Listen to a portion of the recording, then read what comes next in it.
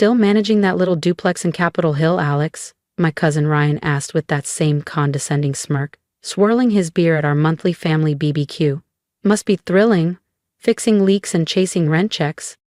I gave a polite smile, sipping my iced tea while mentally reviewing the final bids that had just come in for a 35-story development I was about to break ground on near the Seattle waterfront. The Capitol Hill duplex? That was where it all started. My first property, 10 years ago. A 2-unit fixer-upper I'd bought with savings from my old tech job and a little loan from my grandmother. To my family, it was proof I had settled, a business degree from UW, sharp as a whip, and I'd chosen landlording. "Someone's got to keep the heat on," I said lightly, hiding my amusement. Ryan had no idea the building where his wife worked, the same one he always bragged about for its rooftop lounge and smart elevators, was part of my portfolio. He was indirectly cutting me a rent check every month. "You ever think about doing something bigger?" my Aunt Linda chimed in. "My friend's daughter just got hired at Microsoft. She says they're looking for analysts. Could be a nice change of pace for you." I had to bite the inside of my cheek to keep from laughing. Just last week, Microsoft's real estate team had reached out to me, hoping to partner on a new mixed-use campus in Bellevue. They didn't know that Chen Urban Group's founder and CEO was the same woman they'd brushed off 10 years ago at a startup networking event. "I'm pretty comfortable where I am," I replied, same as I always did whenever they tried to rescue me from my supposedly small life.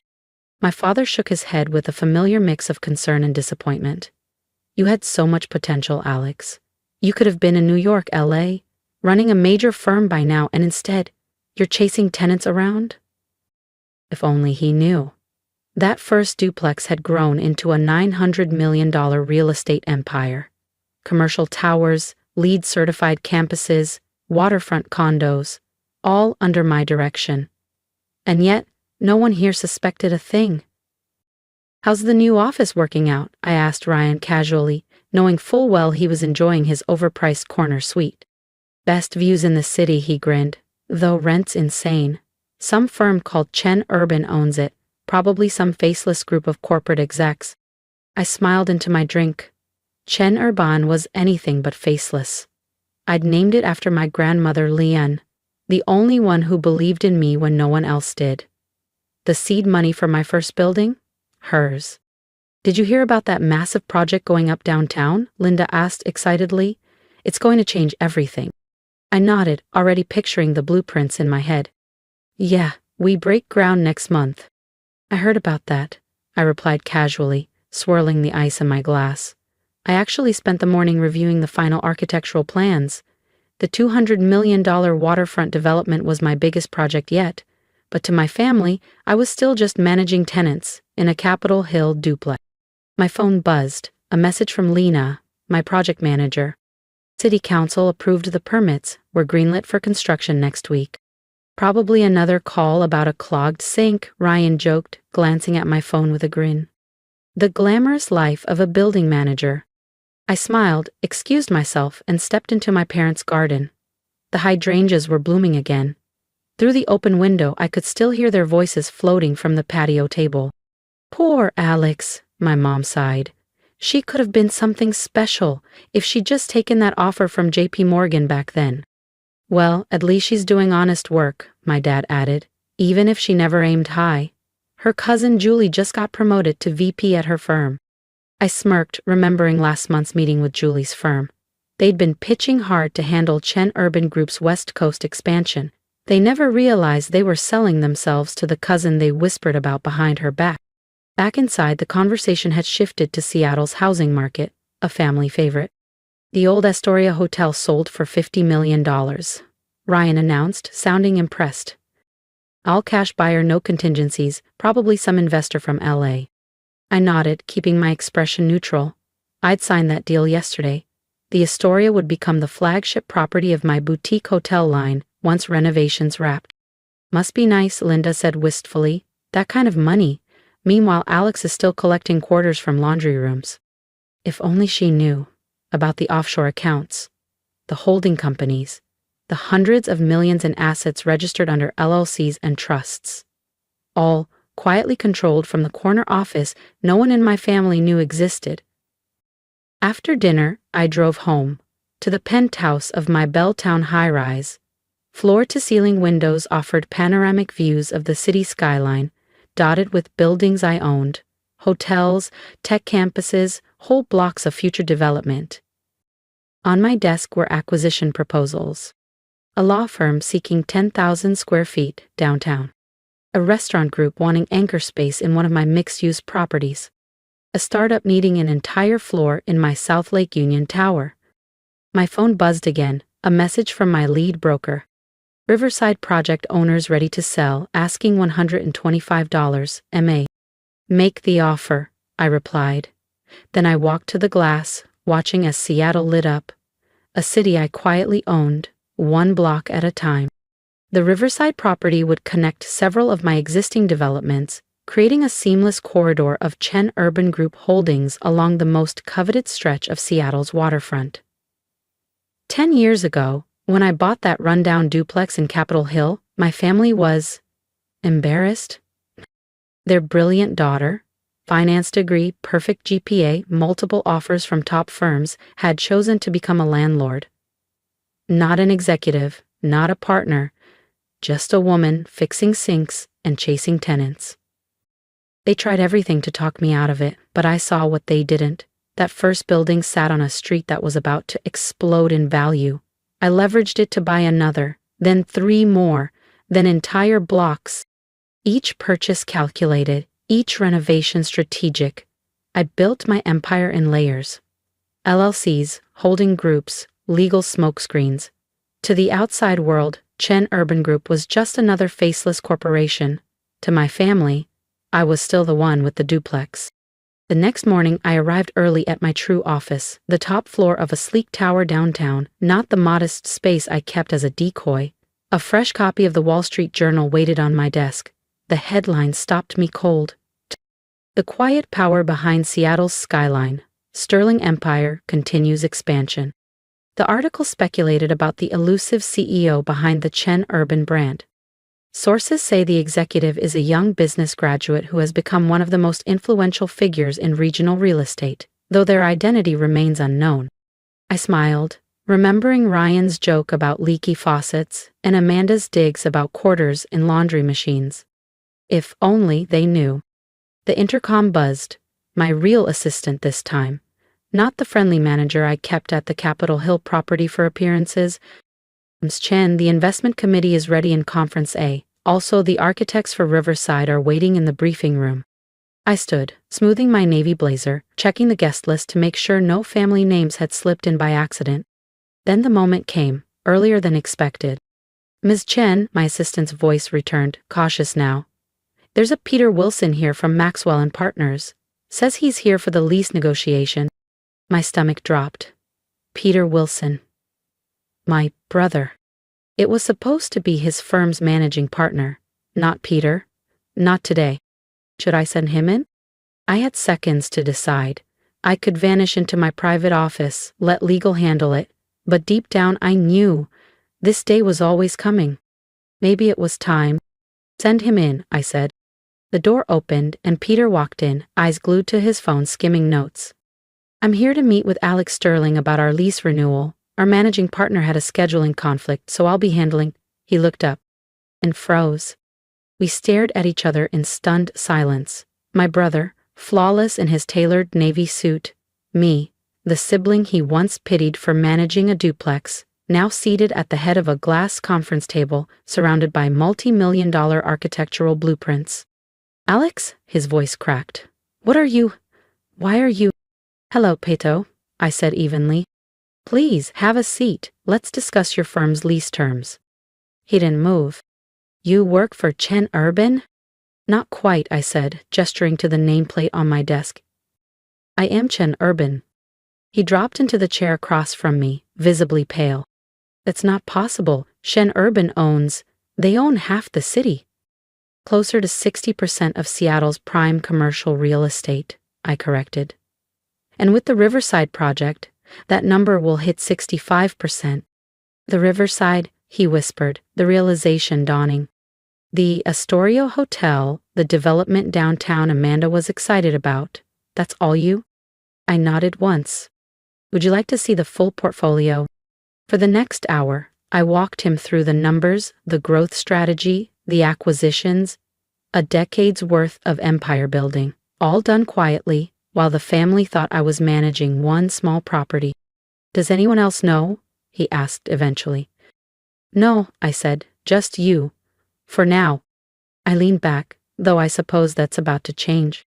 He looked at me, eyes narrowed. Or why didn't you tell us all these years, letting us think? Letting you think what? I asked softly. That I was a failure? That I'd thrown away my future? I stood and walked to the window wall, the city stretching out below, dotted with properties that bore my mark. You made your opinion very clear, I added. None of you ever asked if there was more. Peter was quiet for a long moment. Then, we were wrong. Yes, I said, turning back to him. You were. My phone buzzed. A message from Amanda. Family dinner tonight. Don't forget. I tilted the screen toward Peter. Shall we tell them together? The drive to our parents' house felt different that evening. Peter was unusually silent in the car ahead of me. I followed him up the familiar driveway, knowing the truth was finally stepping through that door with me. You're late, Mom called from the kitchen. Everything was about to change. If you've been holding your breath for the moment they finally find out the truth, don't miss what happens next. Subscribe to the channel and join me as the dinner table turns into a moment none of us will ever forget. Amanda was just telling us about the new client she landed. Mom called from the kitchen, walking in with a tray of tea. She trailed off, seeing the tension on our faces. Is everything okay? Dad asked, glancing between Peter and me. Peter cleared his throat. His voice was quieter than usual. You might want to sit down. There's something you need to know about Alex. And for the next hour, I told them everything. The buildings, the developments, the empire I had built quietly while they offered unsolicited advice and subtle digs. I showed them articles about Chen Urban Group, architectural renderings of projects they'd admired from afar, financial statements that made them sit back in stunned silence. 800 million? Amanda whispered, blinking at the screen. You're worth 800 million? That was last quarter's valuation, I said calmly. The Riverside project should push it north of $1 billion. But... Mom looked genuinely lost. You drive a Toyota? It's a good car, I shrugged. Reliable, just like that duplex you all used to laugh about. Dad still hadn't spoken. He sat in his favorite chair, staring like I was someone he'd never met. All those family dinners, he said at last. All those times we tried to help you get back on track, and you just let us. Let you show me who you really were, I finished for him. Every smirk, every helpful suggestion, every time you called me a landlord like it was a slur. Amanda's voice cut the silence, sharper now. That's not fair. It was cruel what you did, letting us embarrass ourselves. I turned to her. Cruel? Like suggesting I get an entry-level job at your friend's firm? Like mocking my building every time real estate came up at dinner? The room fell still. The truth is, I said, my voice softening, I kept it secret at first because I needed to know I could build this without anyone's approval. But eventually, I saw how you treated me when you thought I was struggling. So this was revenge? Peter asked, more curious than accusatory. No, I said, this was a mirror. I just let you see yourselves. Mom wiped her eyes. Dad looked like he'd aged 10 years. Amanda was staring at her phone, no doubt realizing how many times she'd inadvertently insulted one of the city's largest developers. The Riverside project, she said suddenly. My firm wanted to bid for the legal work. Already assigned, I replied evenly, to a firm that never mocked its client. Peter shifted in his seat, quietly remembering he still had a lease negotiation on my desk. About the office space, Peter said awkwardly. Your lease terms will remain fair, I assured him. I don't mix business with family, though apparently I'm the only one who feels that way.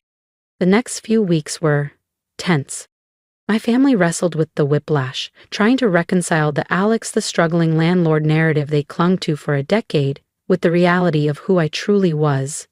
Their emotions swung wildly, pride and guilt, apology and resentment, often in the same conversation. Meanwhile, the Seattle business press had a field day.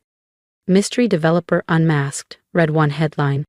Chen Urban CEO was hidden in plain sight, declared another. Photos of me at industry events, once overlooked, were suddenly plastered everywhere, circled and captioned like I was a ghost who had just materialized. My phone exploded with messages. Cousins I hadn't heard from in years. Distant aunts, former classmates, everyone wanted a meeting, an investment, a quick lunch to catch up. I ignored them all. I focused on what I do best, building. The Riverside development broke ground on schedule. The Astoria Hotel was halfway through renovation. I negotiated 3 more major land deals. My company was thriving, not because of the attention, but in spite of it. 6 months later, I hosted my first family dinner at my penthouse. The one they never knew existed. They walked in slowly, taking in the sweeping views of the sound, the curated art, the soft hum of a perfectly tuned living space. For the first time, they saw me not through the lens of who they assumed I was, but for who I had become. I have an announcement, I said as we gathered at the table. Chen Urban is going public next month. A pause. We're expecting an IPO valuation of around $2 billion. Silence. You could have told us sooner, Mom said gently. We're your family. Are you? I asked. For 8 years, you showed me exactly what kind of family you chose to be. They said nothing. You didn't want me to succeed, I continued. You wanted me to succeed your way, on your terms. You never asked what I wanted, or what I saw. Amanda looked down. And now? What happens now? I turned to the window, to my city, a skyline shaped by my vision. Now, I said, we start over, honestly. No more assumptions, no more judgments, no more boxes. Peter cleared his throat. And the company?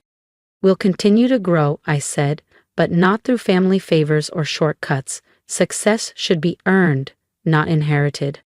They nodded, slowly this time, finally understanding. Today, Chen Urban Group is valued at over $3 billion. We own properties in cities from coast to coast, revitalizing neighborhoods, reshaping skylines, and building legacies meant to last. And my family? We're building something too. Something harder than high-rises or luxury hotels. Real relationships. Built not on assumptions or roles we were forced into, but on truth, respect, and the choice to grow together. Peter's firm still leases space in one of my towers. Now he deals directly with my team. No shortcuts. Amanda's firm occasionally wins, bids on our projects, earned, not gifted. Mom and Dad are learning to be proud not of the life they imagined for me, but of the one I built on my terms. As for me, I still drive my reliable Toyota. I still stop by that Capitol Hill duplex. I still remember the weight of every small step that led to this life. Because some of the greatest things we build aren't made of concrete or steel. They're made of courage, clarity, and choosing yourself. I want to hear from you. Tell me, have you ever been underestimated? Have you ever chased a dream quietly because no one believed in you? Drop a comment below and let me know. I read every one, and your stories matter, just like mine did, even when no one else thought so. If my journey taught me anything, it's this. You don't need permission to become who you're meant to be. Let the doubts fuel your drive. Let the silence sharpen your vision. And when success comes, let it speak for itself. If you believe in building something on your own terms, something lasting, whether it's a business, a boundary, or a new beginning, then subscribe. Be part of this space where quiet builders and late bloomers finally get the spotlight. Your support means more than you know. Let's rise together, one brick, one story, one truth at a time.